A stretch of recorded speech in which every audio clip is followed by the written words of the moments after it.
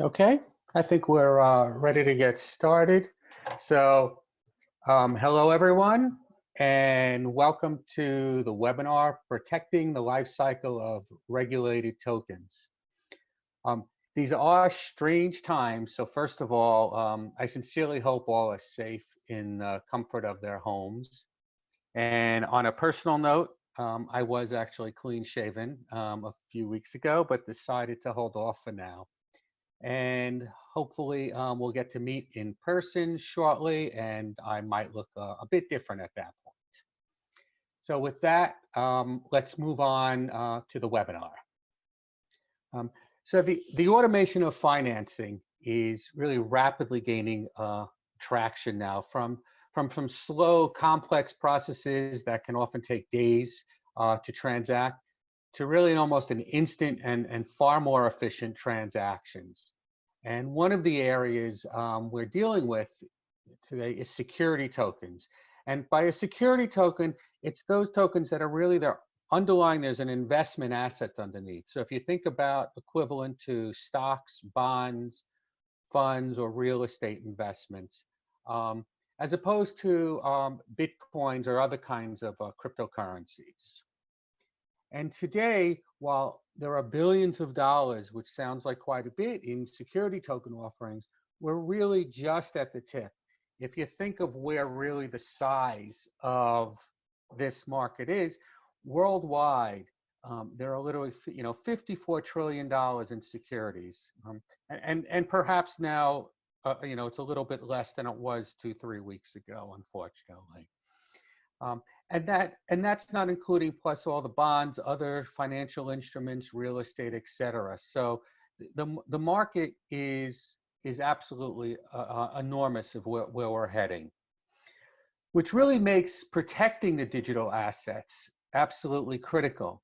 So imagine if $1.4 billion in cryptocurrency was stolen last year, what that number would really look like in tomorrow's market when we start moving into the trillions of dollars that go online. And that's what we're taking a look at. So today, excuse me, we have two distinguished experts with us to discuss the security token lifecycle and how to protect the security tokens throughout that lifecycle. Also, obviously, if you have questions, just hold off. You'll see there's a Q&A. You'll be able to, towards the end, write in your questions, and we'll be happy to stay on and answer any questions you may have. Okay, so let me introduce the speakers. There are three of us. First, Mason Borda, who's with us from San Francisco. Ido Helshtock, who's with us from Tel Aviv. And myself, and I'm with you from New York. So just to introduce a slight background on him, Mason is CEO of Tokensoft company, and they're focused on the automation of financial investments on the blockchain. So a little background, in 2016, Mason actually built the first commercially viable custody solution on Ethereum network. And prior to that, he was at BitGo, and he actually helped scale the company to move over $1 billion in digital assets a month, and he built their cold storage infrastructure. Ido, as Chief Product Officer, is responsible for driving Hub Security's product organization and its ultra-secure key management platform that you'll hear about in a bit. Prior to that, Ido was a lieutenant colonel in the Israeli Defense Forces in the cybersecurity unit, where he led IDF's encrypted military cellular program. Ido spent 20 years in the IDF, leading many mission-critical research efforts and in secure communications and also electronic and cyber warfare. Obviously, we're not going to get into detail on those aspects. And personally, I'm the Chief Revenue Officer for Hub Security. And really my role is to meet with organizations worldwide to discuss how to safely transact business and effectively protect digital assets on blockchain platforms. So I've been an executive in the security industry with organizations anywhere from 10 people to 400,000 people, and have met and discussed security with hundreds of companies along the way. So with that, I'll hand off the discussion to Mason. Okay, and Mason, you just have to unmute yourself, and I could go through the slides for you. Awesome. Thanks, everyone. Thanks. It's a pleasure to be here. Thank you, David. Thanks for having me. We're a technology company that helps small to medium businesses and financial institutions issue and manage their securities on the blockchain. So far, we've helped companies comply in over 50 countries with their local regulations. Our customers, for example, are doing the first F1 IPO here in the US. We have a 40 Act fund as well. It's a registered mutual fund. We're helping them sort of get through the process and manage the technology. And so far, our clients have processed about $500 million through our platform. Clients are seeking to raise about $3 billion plus. We've had over 40 customers signed and actually using our technology since inception in 2017. Next slide. Okay, yeah, just let me know if I missed moving it over. And so far as these companies and issuers are getting through the process, they might be fundraising an additional round of equity. It might be their first round of equity. It might be for a new fund. They might be putting an existing fund on the blockchain as well. And so our technology helps them fundraise and get through the offering. And let's say they raise money for 10 shares in their company. We take those 10 shares and now we digitally represent those 10 shares on the blockchain. Those may go on to trade in secondary markets. So with this infrastructure, not only can you raise money, but you can also have the ability to buy and sell. And so a company might be able to allow for the trading of their shares. Investors can, through our technology, invest in offerings that these companies have. And they can now buy and sell these securities on the blockchain as well. And our technology just makes it a very traditional and seamless experience. Next slide. And so I was sort of talking about a company might fundraise, there might be 10 shares, and now we have to reflect those 10 shares on the blockchain. So how exactly does that happen, and how does the technology look under the hood? So these blockchains have something called smart contracts. These smart contracts are used to define relationships between different people. In this case, it's a relationship between the company and the investors that hold equity. Basically, we try to get these smart contracts to resemble the paper shares. The same rules that exist in the paper shares that you would own, we reflect those onto the blockchain into these smart contracts. And these smart contracts, they contain all of the regulatory and compliance requirements, and those are built into the smart contracts. So all the rules for who can own what, or when can someone sell and when can they not sell, all those rule sets are built into the smart contracts.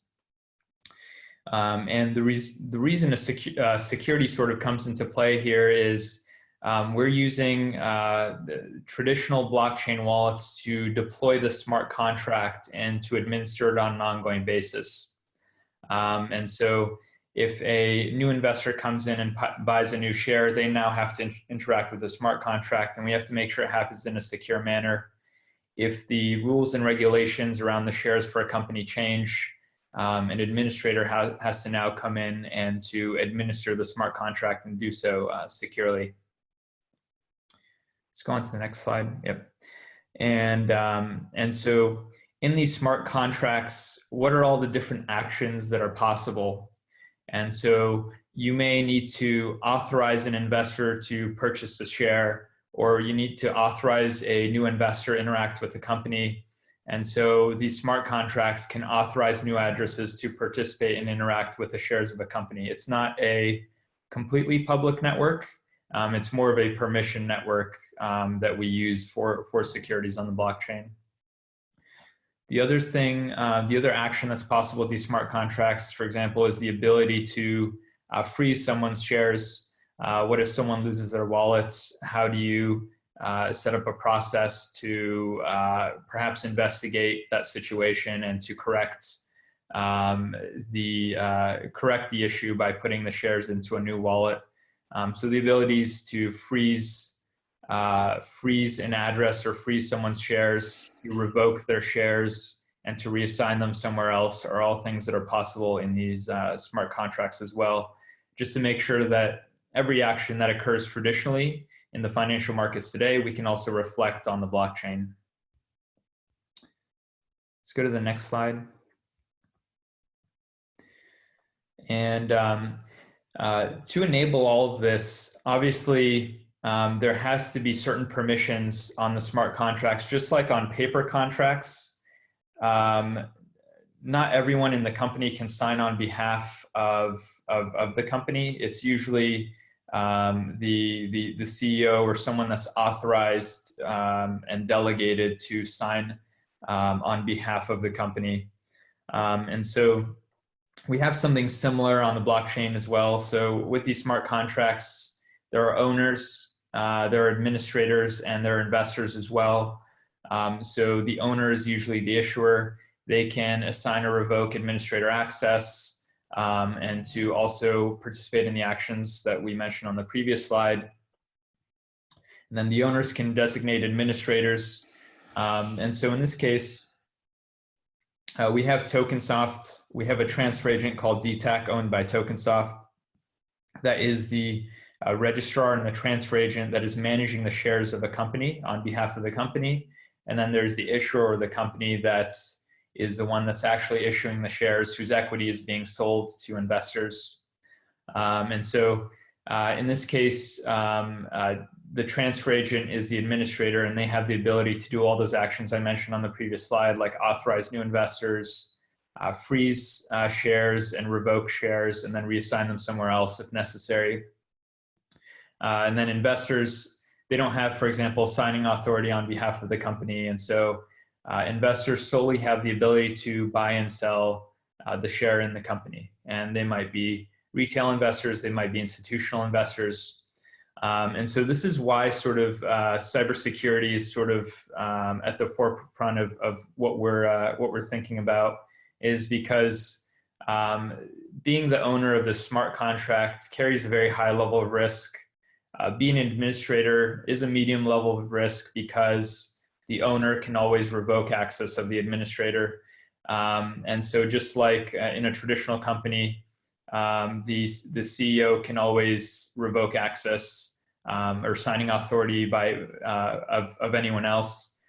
We try to sort of create the same levels and tiers in the smart contract. And so whoever has the highest ability carries the highest risk. And so that's something that we treat very securely.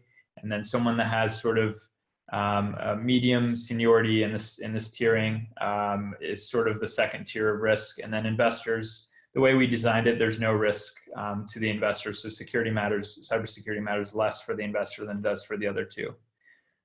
Let's go on to the next slide. Okay. So I think that may be the last slide I have for you. No, this is it. As you may want to just talk to it then if there's another one. Yeah. And so as someone that is a issuer of shares in a company, and as a technology company that's trying to help other issuers that are also managing their shares on the blockchain, we ask questions like, what is the most secure way to deploy the smart contract? Are we doing it in the most secure manner possible? And then what happens if the smart contract is compromised? What happens if the issuer's wallet is compromised? For the administrators, again, what is the most secure way for them to interact with the smart contract? They have to do so at high throughput because there's a lot of people interacting with these shares. And then what happens if their keys are compromised? What can we do to remediate that problem? And then investors, what happens if they lose access? What if they're not secure? What are the procedures for recovery there? And so these are some of the questions that we ask that sort of led to us sort of engaging in a partnership with Hub Security. And a couple things that sort of led us there that we liked are, number one, the tools are FIPS 140, are designed to be FIPS 140 compliance. Not many tools out there are. I think I'm familiar with Gemalto, but there's not too many tools that can do that level of security. This is basically the highest level is FIPS 140 level 4. And like the background, the Hub Security team is a team that understands cybersecurity, and I'm always hard on our team internally as well as other teams, and so it's nice to meet a team that has that level of experience that can play in this field. And so we announced a partnership with Hub Security, basically saying that all of the smart contracts deployed out of our transfer agent would be done through Hub Security tooling. And we're really excited about this, to be able to bring this level of cybersecurity and tooling to the market and to our customers as well. So David, I'll hand it off to you. Okay, great. Thanks a lot, Mason. That was great. And now on the second part, now to kind of take this forward and show us what are some of the concerns and how do we go about resolving some of these security concerns. I'll hand it off to Ido, and I'm going to stop sharing because he wants to be able to control his own. It will be easier for him. So Ido, if you want to take over. Yeah, thank you, David. Great. Hi, everyone. Hope you can see me and hear me well. So first of all, thanks a lot for everyone who joined. I see lots of friends, partners. So thanks for joining us in those crazy days. Following what Mason just described, I will try to answer maybe some questions that rise in terms of security, and maybe to focus on some tax vectors and risks in STO, security tokens offering processes. And then we'll discuss how we approach it, how we solve those issues together with Tokensoft and partners. So let's deep dive, not too much, not to do it too detailed, but let's go into it.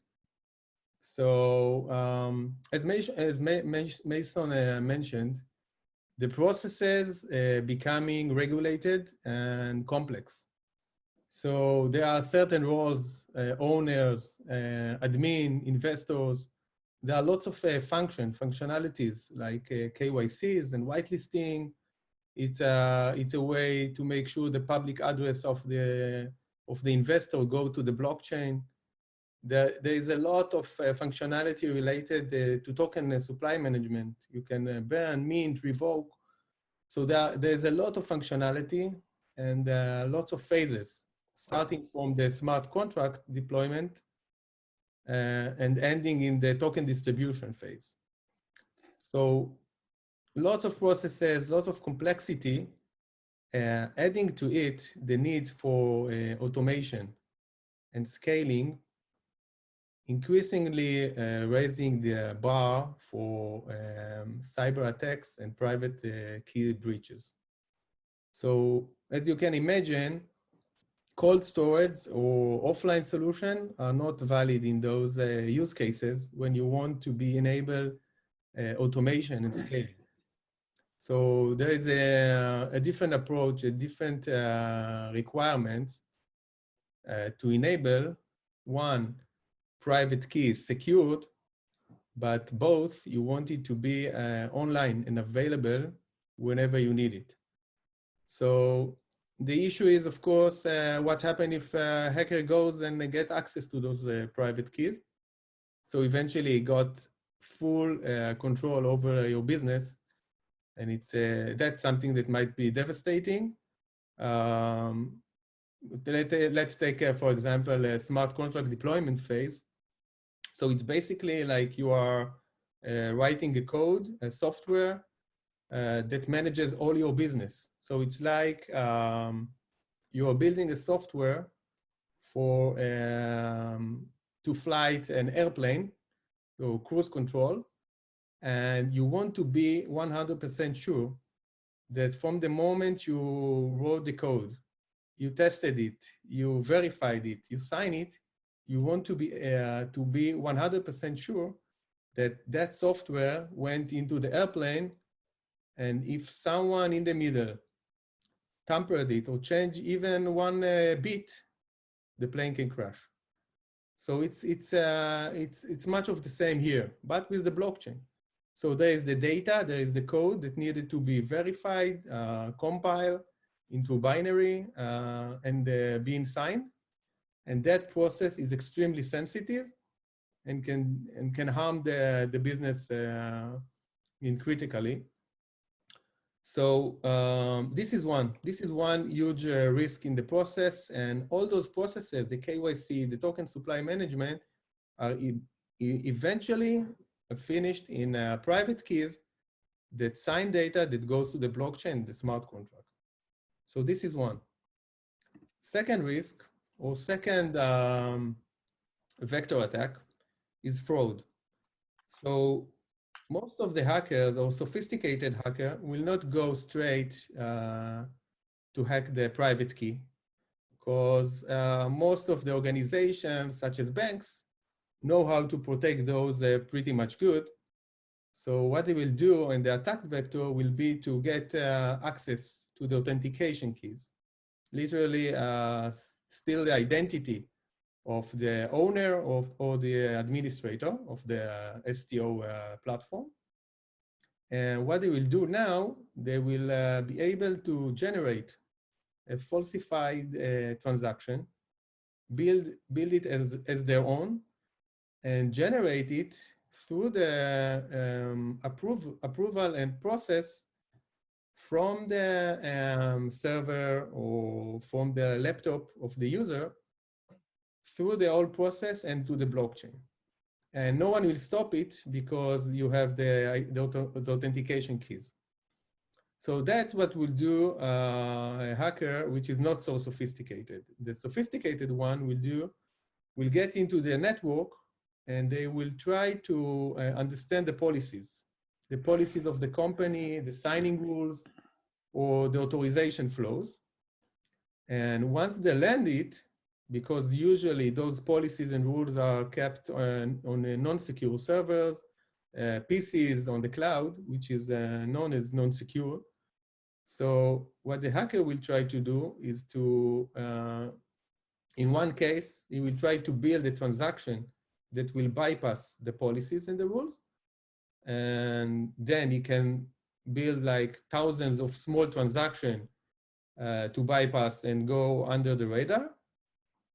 Or he will try to do a forgery of the policies and do it worthless, and be able to steal all the digital assets. So in terms of hacker having access to those authentication key, think of a use case that he can open a fake client with a fake public address. And he can control the supply management of the token. He can change ownership and transfer tokens from one account to another without anyone even to know about it. So it's a huge problem from the cyber perspective and the company as a brand. So let's see how we approach to those risks, and what do we do in order to solve it.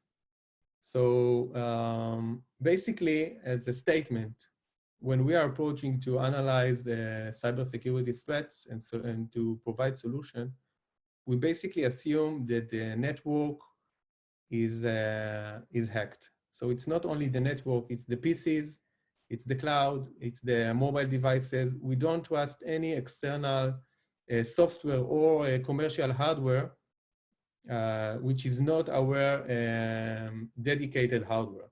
So that's as a basic statement, and that's what we see happen every day. Today it takes 19 minutes to professional hackers group to get access into a connected network, get access to the security keys, the private keys, the assets, and get away with the funds. So that's what it takes, 19 minutes. So basically everything today is hacked. So when dealing with the private key security, and you want to be able to enable availability for the automation and scaling, the keys must be always in rest or in a process. They must be in a dedicated environment, secure environment. It can be HSM or other environment. The HSMs, of course, bring the higher level of security, but it depends on the risk you have. So what we are doing, we are generating the keys inside our HSM. And then the keys always process inside the HSM. So all the data, the information for the STO process needs to go through an API from a backend or from an endpoint device to the HSM to be filtered, verified that there are no hackers trying to hack it, digitally verified, and then, only then, the message will get inside the HSM to get access to the private key, and from then to the blockchain. So this is one. Second, extremely important is if you know how to detect cyber threats.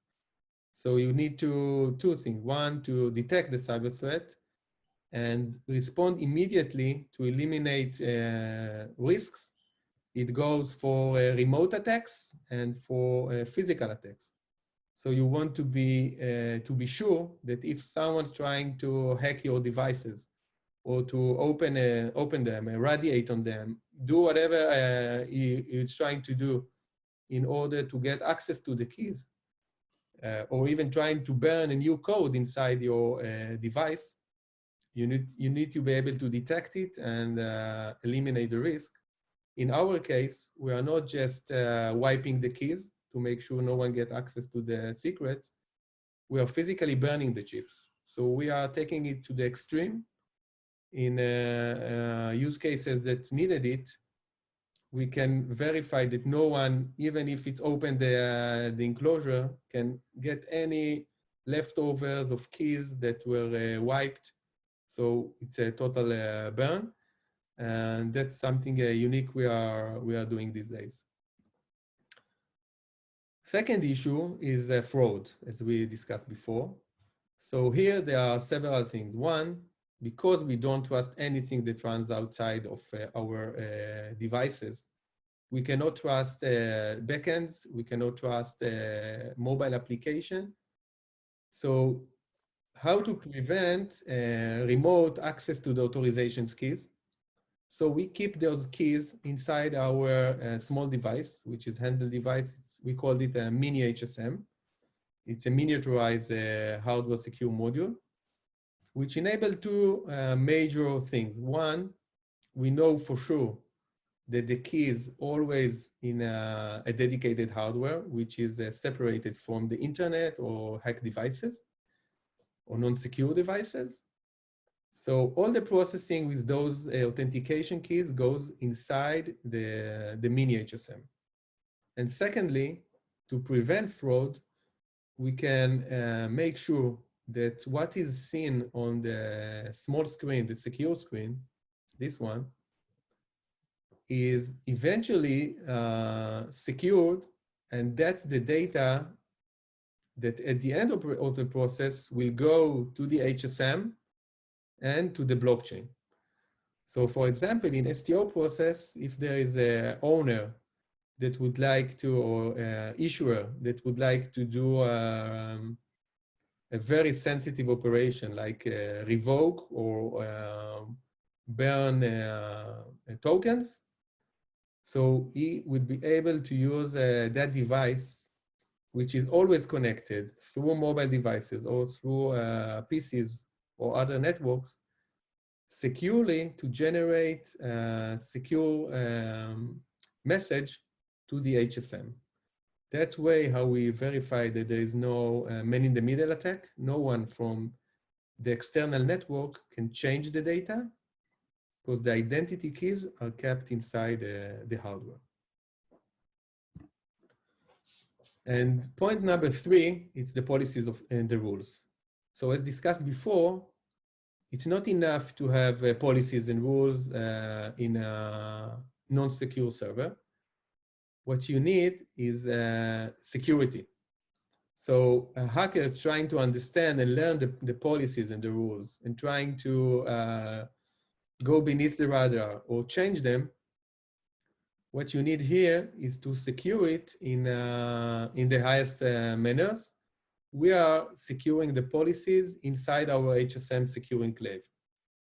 So that's how we can verify that no one externally can even view the rules, and the modification of the rules can be done only by an administrator that have access through the mini HSM device. So it's an end-to-end security. In order to see the rules and to modify them, you must have the identity keys that are kept in the mini HSM device. And maybe to put everything together, that's how we protect the flow. And we enable the automation from one point. We enable the availability. So the blockchain private keys are always kept in the HSMs, never leave it. The policies and the rules are also inside the HSM. Thus, we provide the secure access and secure on-ramp to the blockchain. So all the call functions, all the smart contract deployment, everything runs from the HSM with the private keys to the blockchain. And information from the STO manager or Tokensoft company in that specific case, everything which is need to be visually verified or sensitive messages can be generated from the mini HSM device. So STO admin or the token issuer can now have a secure connection between hardware to hardware, and he can verify any bit and byte that goes eventually through the HSM to the blockchain.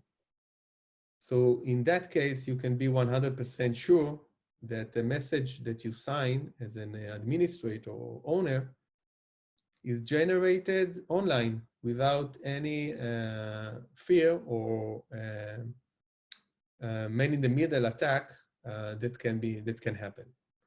That's how we enable the process to be also automated, secure, and available.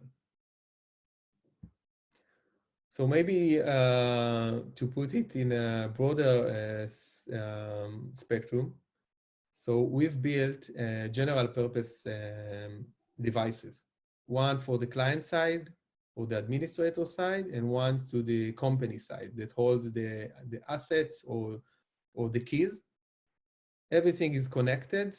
Everything can be run through mobile devices like we are all living today. You know, in quarantine days, we see bank managers or company officers working from home without any real secure measurement. So that's what we can deliver for many use cases, from blockchain and digital assets to standard KMS, PKCS11 functionality that needed in the cloud. We're even using our platform and building it to secure gold transaction, as much as it sounds interesting. That is for my side. Back to you, David. Okay, great. So yeah, if you can just stop sharing, that would be helpful. Okay, and then let me just share this again.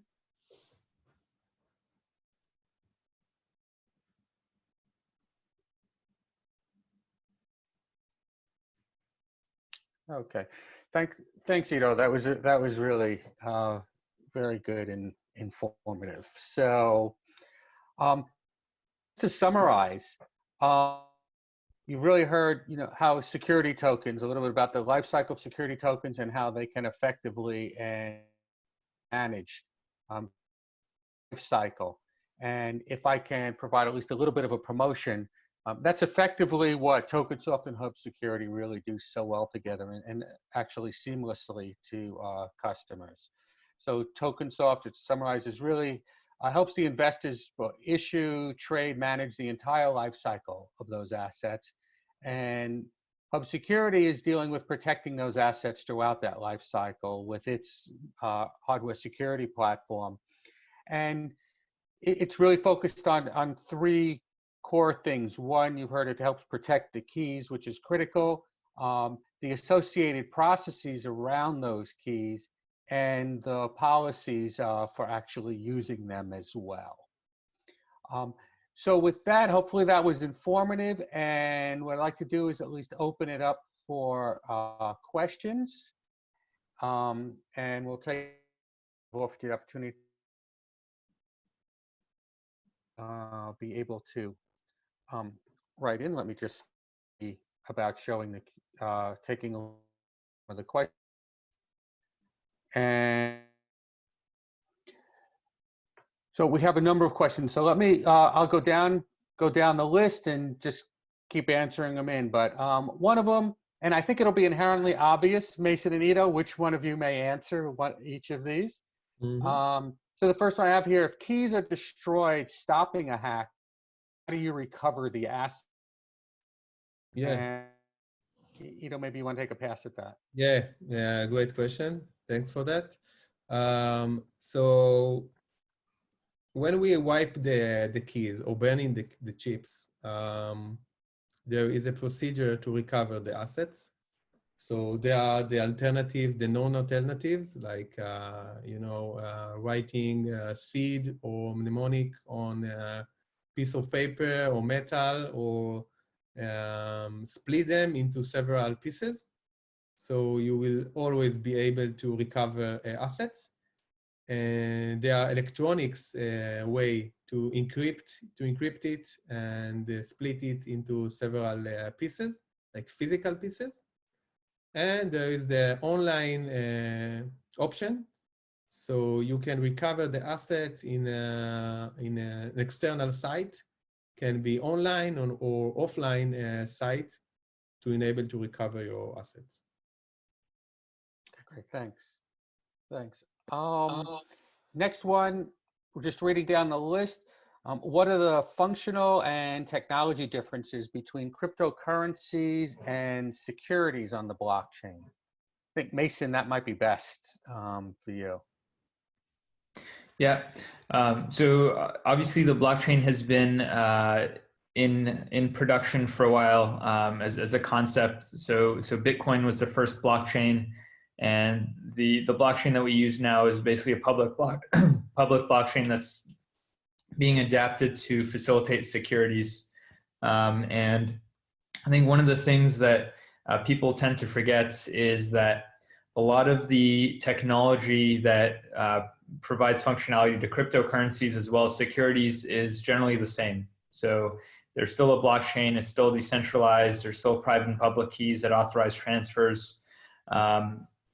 And so this makes it such that a lot of the technology risks that existed before with crypto also exist with securities.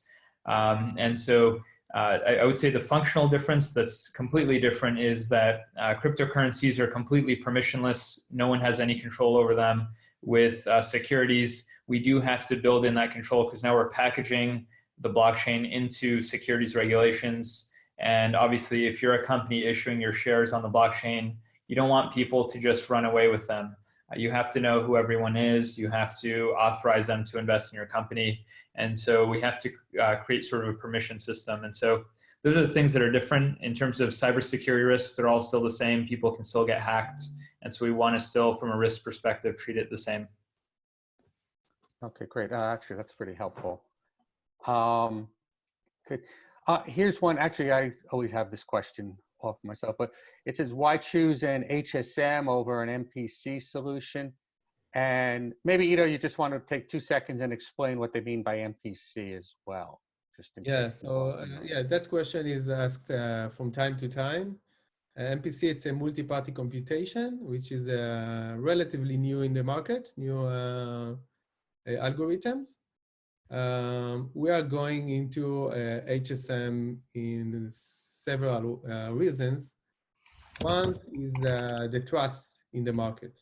So we see in the finance, in the payments, in KMS solution, it's trusted, it's a dedicated hardware.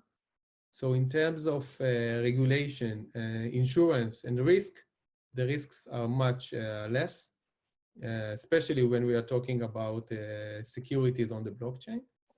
MPC is, I guess, when you are splitting the keys, it really depends where you split it, where do you deploy it.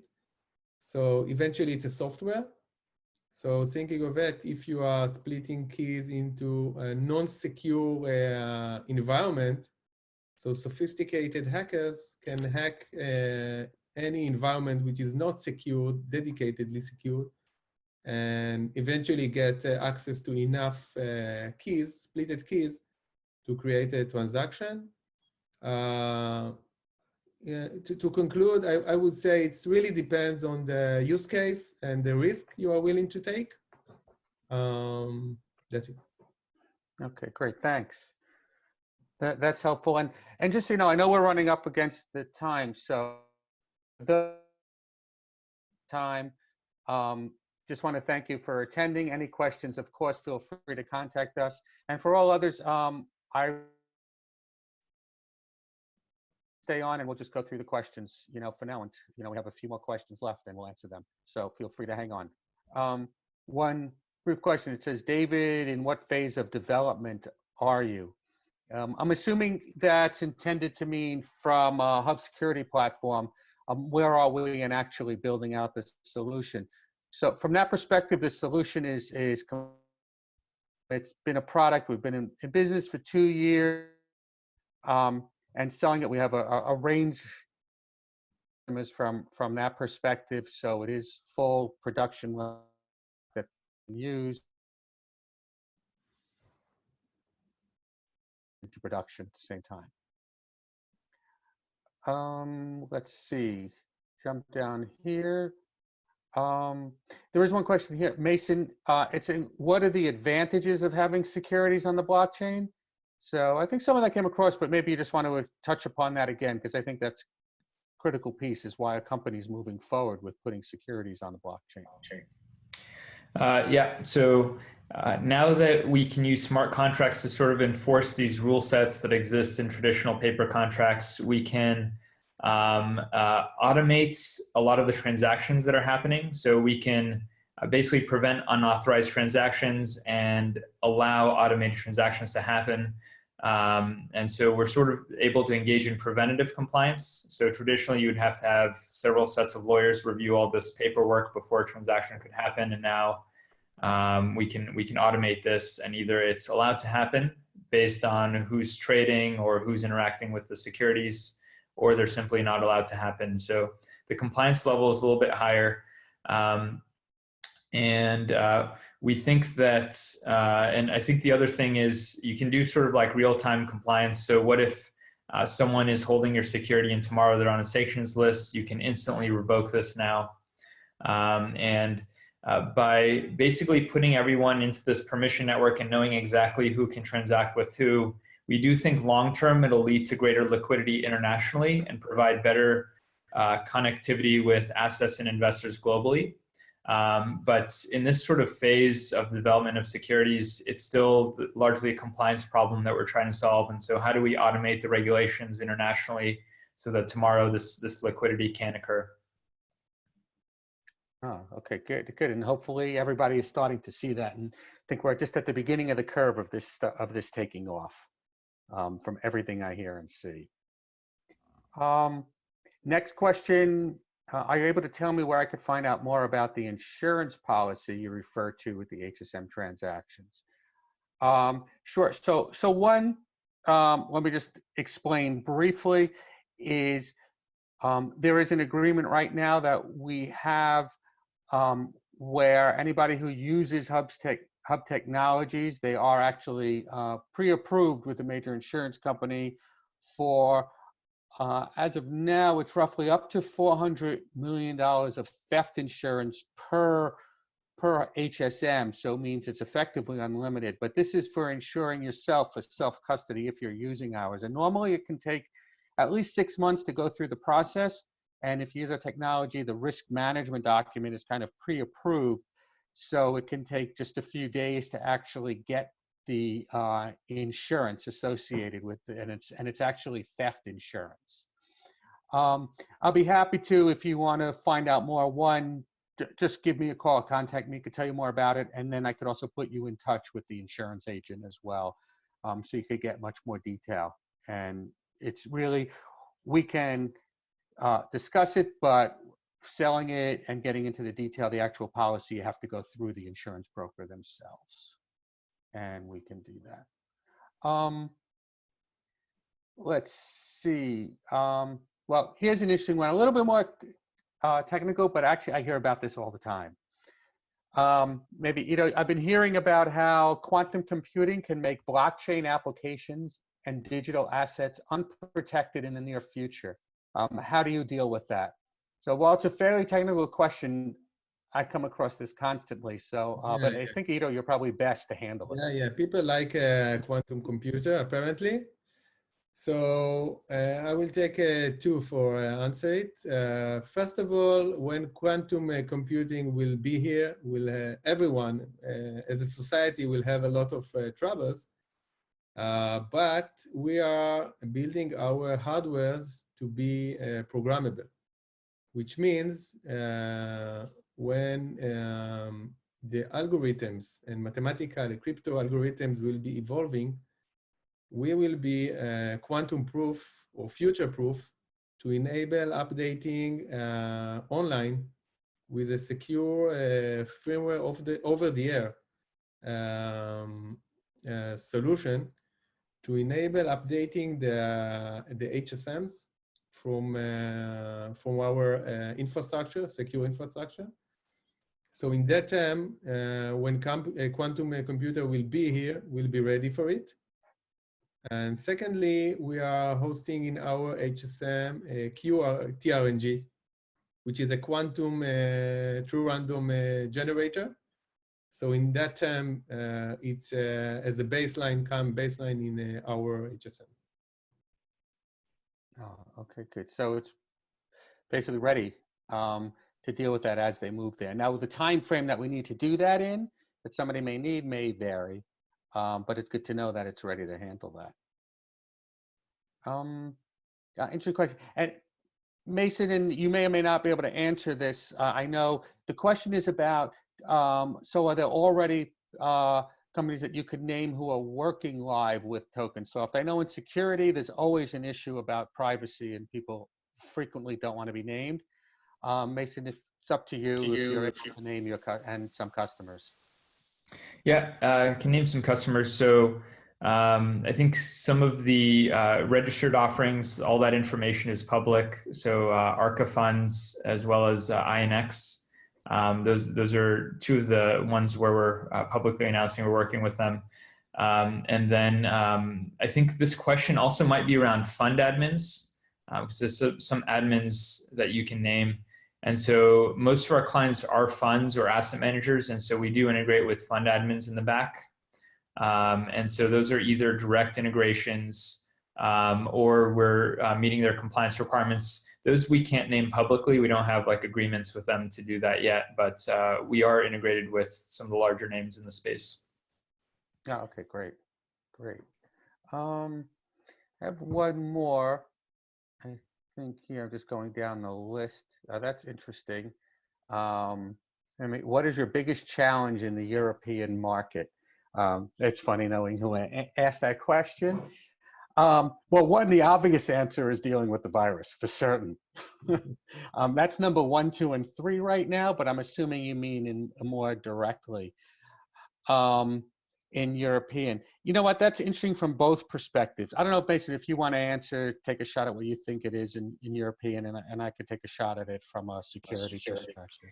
Yeah, early on that was GDPR. And so we went ahead and got our platform into GDPR compliance. so that we could comfortably allow our customers to offer into Europe. And then more recently, as we've been deploying into financial institutions in Europe, just meeting the local regulations has been pretty tough. So we've had to deploy infrastructure that meets the very granular European compliance requirements that exist for financial assets.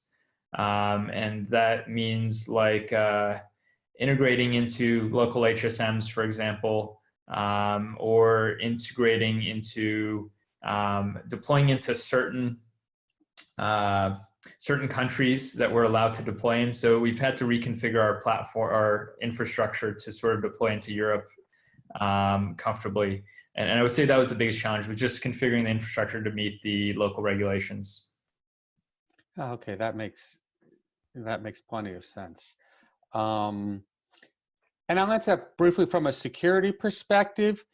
I'd say that one of the biggest things is just sometimes education. There are some who are well aware of the need, but there are quite a few who are early on and they're doing pilots and they're taking a look at, let me try to get something up and running.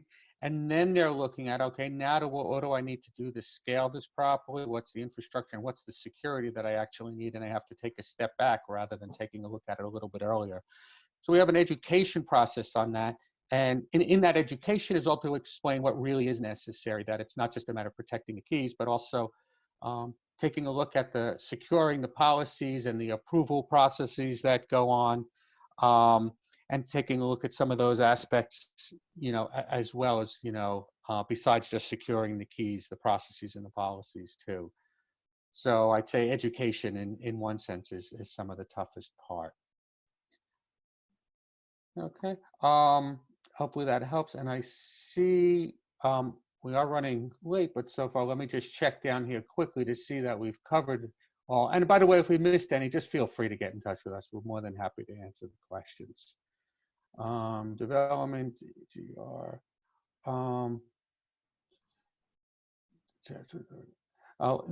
Actually, there's one last question. And maybe if you want to handle it. It says, presume DR disaster recovery site and a trusted backup somewhere. Yeah, so I guess they're asking that as a question. They took that answer. Yeah. Oh, okay. Okay, you did do that. Then maybe I'm jumping back and forth. That's pretty much it. I think I've gotten through most of the questions. It looks that way. Yeah. Okay, great. So if there are no others, again, thank you very much for attending. Feel free to get in touch with us at any point. We're more than happy to answer additional questions, and I hope everybody continues to stay safe and enjoy the rest of the day, morning, evening, wherever you are. Okay, thank you very much. Bye. Thanks, everyone. And thanks a lot, Mason and Ido. Excellent job. Thank you.